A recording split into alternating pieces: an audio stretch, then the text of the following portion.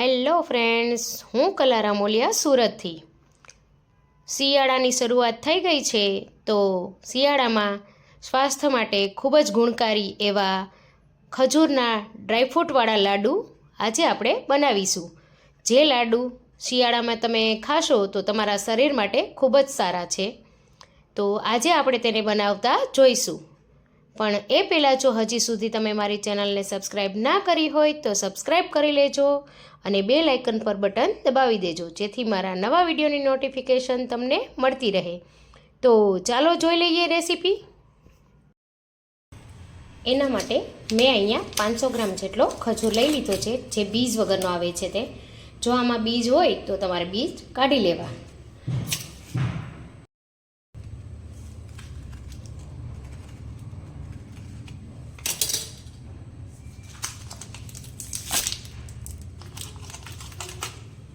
આ રીતે તમારે ખજૂરને જોઈ લેવું કે કોઈ તેમાં થોડું કચરું કે આ રીતનો ઉપરનો પાર્ટ હોય તો તે કાઢી લેવું. હવે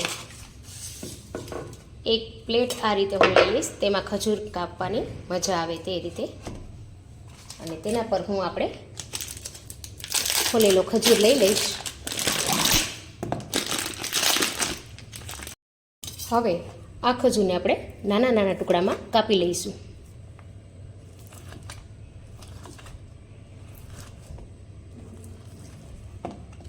આ રીતે આપણે બધો જ ખજૂર કાપી લેવાનો છે.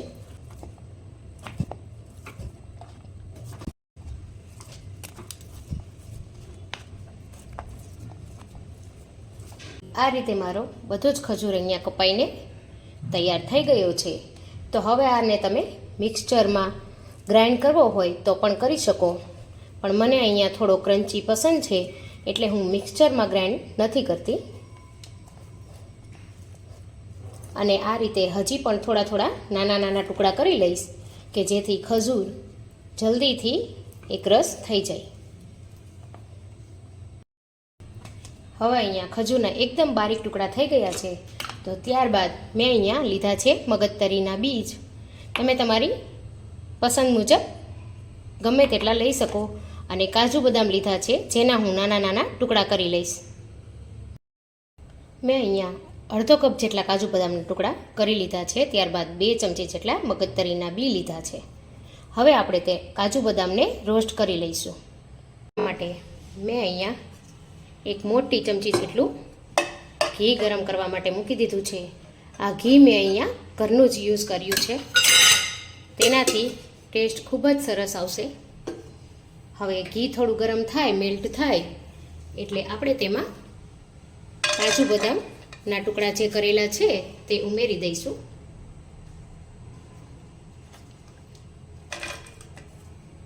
અને તેને 1 થી 2 મિનિટ માટે રોસ્ટ કરી લઈશું.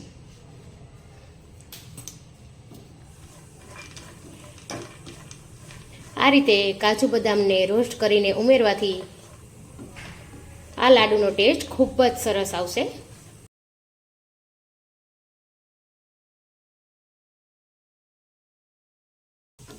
અહીંયા આપણા કાજુ બદામ સારી રીતે રોસ્ટ થઈ ગયા છે. તો આપણે તેને એક પ્લેટમાં કાઢી લઈશું.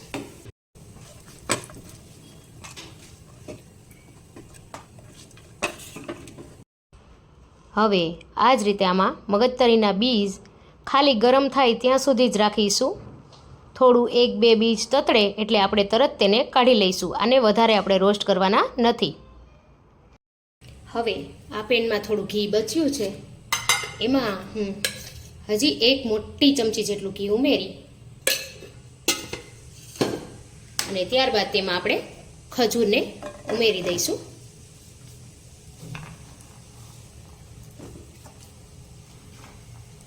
ખજૂરને આપણે આમાં એક રસ થાય ત્યાં સુધી આપણે એને રોસ્ટ કરી લઈશું. ધીમા તાપે આપણે તેને સતત ચલાવતા રહીશું. ગેસની ફ્લેમ અહીંયા આપણે એકદમ સ્લો પણ નહીં અને એકદમ ફાસ્ટ પણ નહીં એવી રાખી.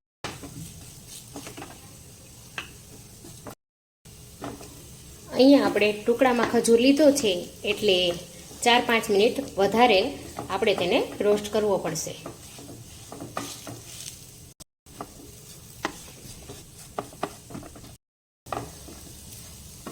હવે તમે જોઈ શકો છો કે ખજૂર આપણો નરમ પડવા લાગ્યો છે સરસ આ રીતે.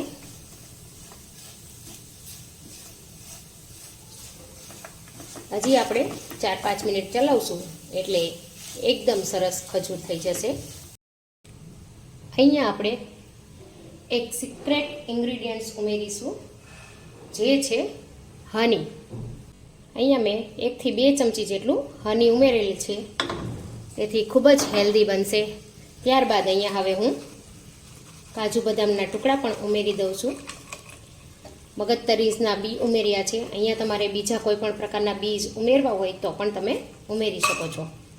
આ રીતે હવે હની ઉમેર્યા બાદ હું બધું સારી રીતે મિક્સ કરી લઉં છું. આ રીતે હવે મેં અહીંયા બીજી બાજુ પિસ્તાના નાના નાના આ રીતે ટુકડા કરી લીધા છે અને અહીંયા ખસખસના બીજનો ઉપયોગ કર્યો છે, જેથી આપણા લાડુનો ઉપરનું જે પડ હશે તે ખૂબ જ સરસ લાગશે. તો હવે આ મિશ્રણ થોડું ઠંડુ પડે એટલે આપણે તેમાંથી લાડુ વાળી લઈશું. મિશ્રણ થોડું ઠંડુ પડે એટલે આ રીતે ઘીવાળો હાથ કરી મિશ્રણમાંથી થોડો પાટ લઈ આ રીતે થોડું પ્રેસ કરવું હળવા હાથે અને ત્યારબાદ આ રીતે તમારે તેને વાળી દેવું. આ રીતનો બોલ બનશે. તમે જોઈ શકો છો કે એકદમ લીસો બોલ આપણો નથી બન્યો. આ રીતે થોડું કરકરિયાવાળું દેખાય છે, પણ આ જ રીતના બોલ ખૂબ જ સરસ લાગશે ખાવા માટે.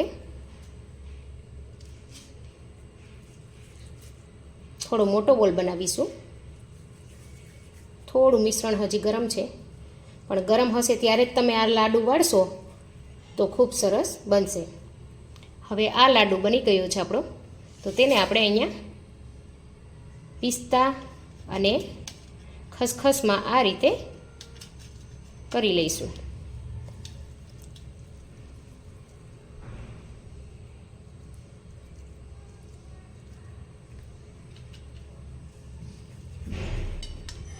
તમે જોઈ શકો છો કે આપણો આ લાડુ કેટલો સરસ દેખાઈ રહ્યો છે.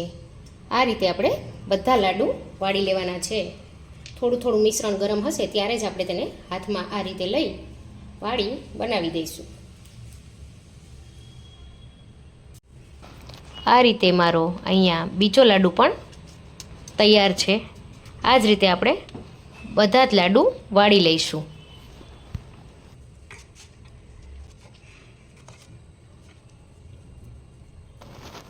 ખજૂરના ટુકડામાંથી આ રીતે ડ્રાયફ્રૂટના લાડુ બનાવીશું તો તે ખૂબ જ સરસ બનશે અને મોઢામાં પણ નહીં ચોટે ને તમને જ્યારે તમે ખાશો ત્યારે તમને ક્રંચ આવશે.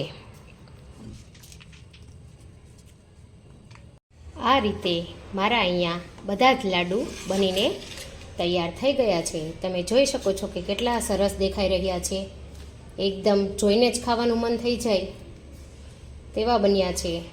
અને શિયાળામાં આ લાડુ ખૂબ જ ગુણકારી હોય છે. તો તમે પણ ચોક્કસ ઘરે ટ્રાય કરજો આ મારી રેસીપી અને મને જણાવજો કે તમને મારી રેસીપી કેવી લાગી. અને જો તમને મારી રેસીપીઓ પસંદ આવતી હોય તો મારી ચેનલને લાઇક, શેર, સબસ્ક્રાઈબ કરવાનું ના ભૂલતા. તો મળીએ એક નવી રેસીપી સાથે.